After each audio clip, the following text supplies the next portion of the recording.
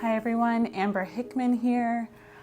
This is not my usual kind of video, but these are not usual times that we're in right now. I want to talk to you about the fires happening in LA right now. So at the time of this recording, the Palisades fire is only 11% contained. The Sunset fire is all but contained, which is great, but there's still fires that are raging in Los Angeles, and it's important that you know from somebody that is from Los Angeles how things are. I'm more fortunate than most. The only thing I have to contend with is air that you can't really breathe in that well. But others that I know have lost their homes, their parents have lost their homes, and others that I don't know are struggling with keeping their insurance on their home. Maybe it was canceled right before the fires. These are some serious problems, and they affect your ability to live and thrive and build wealth in Los Angeles, let alone just function. So today's video is how you can help, how you can get help. That's it. No sales pitch at the end. That's it. Like, this is my city. I love my city, and I figure I can use this platform to help in some way. So I've done some deep research for you on how you can take action and make sure that you're actually being helpful, not from just a monetary standpoint, not just from a donation type of standpoint, but also from just like a what to say and what not to say standpoint from somebody that is affected by these fires, or someone that's just from Los Angeles, guys. So with that being said, here we go. First things first, whether you're in Los Angeles or you're just tracking the fires because you have family there, it's important to know where these fires actually are. Do not bombard your LA friends and family with a bunch of questions like, are you okay? Are you well? Without just first getting some basic geography, okay? Ask how they are, but just kind of understand like the level of anxiety that you might be causing by like frantically hitting them up. Just look at a map. Just real quick first, look at a map first, please, thanks. Maybe I'm talking from experience on that one. That's not to say that if a fire appears further away that they're not in danger or anything like that. Just don't cause more anxiety to the situation, please, thank you. All right, so where are the fires? The Palisades, that's the biggest one. It's raging across the Pacific coast right now. Eaton Canyon, Hillhurst Ranch. These are all areas you may or may not be familiar with.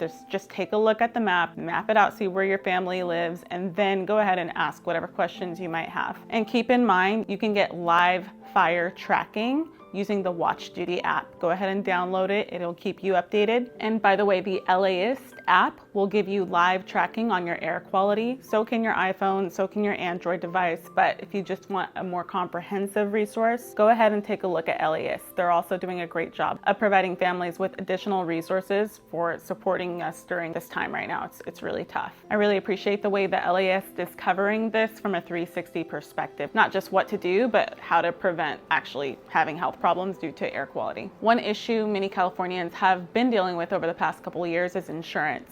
And this is so important to me, not just for my livelihood as a realtor, but also just because I'm a homeowner too, and I struggle to get insurance, and I have to change insurance companies right now. And I can only imagine how challenging that might be after this time, after these fires. Here's some tips for insurance and how to keep yourself covered. So as realtors, we're kept up to date on these changes. And one thing you should know is that the rules have recently changed. An insurer can't just randomly cancel you. Okay, go ahead and check the link in the description to get the details, right? I'm not an insurance professional, but I am someone that needs to keep abreast of these things to help you. Your insurance company needs to provide ample documentation before they can just cancel your insurance. And on top of that, should they cancel, maybe they're justified in doing so. Maybe they did it before the fires, whatever. If that has happened to you, first, I'm sorry. Second of all, there are resources to help you. The FAIR plan might be a good resource for you. Again, links in the description. Go ahead and do your research and see if it might be a good last resort insurance plan for you. The federal government has these resources available for you. You're not just hung out to dry completely. I'm sorry if your insurance company pulled a fast one on you. They're trying to protect their bottom line at the end of the day, but these are real people, these are real lives they're impacting, and they know that, but they seem to have all the power right now. These resources are here for you to make sure you're covered. For anybody that is buying a home or planning on buying a home, you should be aware that there is an insurance contingency you can add to your offer. What that means is you can be under contract about to purchase a property. You could put in an offer for a home to purchase a property, but under the condition that you are able to find insurance coverage for your home. You can exercise that option. That has been added to our contracts as California realtors, and it's here so that you can make sure you're not stuck in a bind. Like, okay, I agreed to buy this home, but I can't afford the insurance. Nobody wants that for you, so use that option if you must, okay?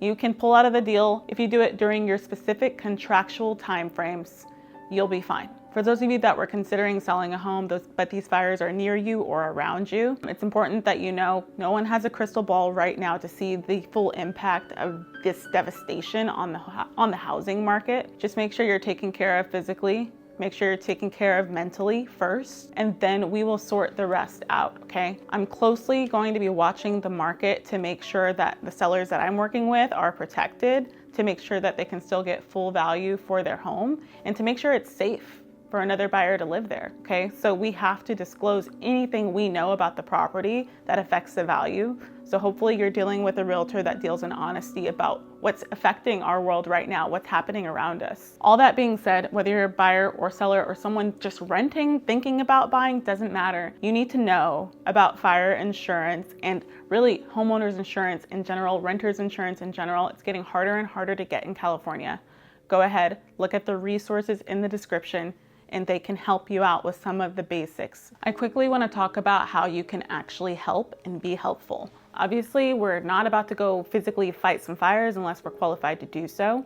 And not everybody has the cash to dish out to help somebody monetarily. So if you are able to help, maybe your home was unaffected, but you have so much stuff in the garage. Now there's people out there that really could use that stuff, okay? You know what might be trashed or something you forgot could be something that burned down in someone else's home that they could really, really use right now. So our champions, the LA Galaxy, are actually hosting a donation. You can drop off essential items, masks, shoes, you name it, clothes, hygiene items, and those kinds of things can really help the people that have had their homes burned to the ground right now. These little things go a long way. Of course, you can donate money to a local organization, but more immediately, somebody might need the things that are in your closet. So go ahead and please, please, please consider physically donating. That giveaway is happening January 13th and 14th. If you missed this one, no big deal. I know there's going to be other opportunities to physically donate items. Go ahead and seek out those opportunities. Airbnb is asking you to host. If you have a home unaffected by the fires and you're willing to have somebody stay in your home on a temporary basis, go ahead and sign up to host with Airbnb. Links in the description below. You don't have to stay a host.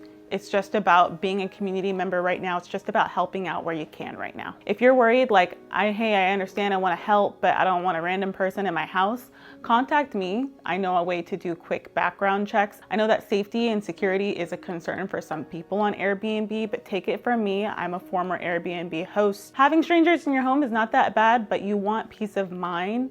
Talk to me so I can give you a background check resource that will work for you. Always check the local news, listen to first responders, and some people that want to help, the best thing we can do right now is stay out of the way, okay? Listen to what the first responders are telling you, and I mean, this is fluid, this is changing constantly. Use the guidance from your local city ordinances and pay attention to what they find helpful, not what you think they might need, because they tend to be the experts in these situations. Lastly, I want to talk to you about the impact of these fires on people in Los Angeles and all around the world. I mean, believe it or not, this is worldwide news right now. At the time of this recording, I'm not even in LA. I did have to leave. I had prior plans to leave, not just because of the fires, but I'm getting a lot of reactions from people when I tell them I'm from Los Angeles. Automatically, oh my God, I'm so sorry. You know, it's a lot for me. Like, I appreciate the sympathies, I appreciate the well wishes, and you know, but talking about it over and over again, even though it's like my house didn't burn down, but I'm affected by, and the people I know are affected, right? I'm carrying a burden too, not the same as those who were directly affected, but it is a secondhand trauma almost. And then it's almost stoked up over and over and over again when people are asking me, like, oh my God, how are you doing? Oh my, I'm so sorry. So where do you live? Like, it's a lot, guys, and it's everybody I meet right now. But I do appreciate people that first treat me like a human, that is in front of them, not just like a victim, that act normally. And I also appreciate the people that are like, hey, by the way, I know you're from LA. How are you doing? That was it.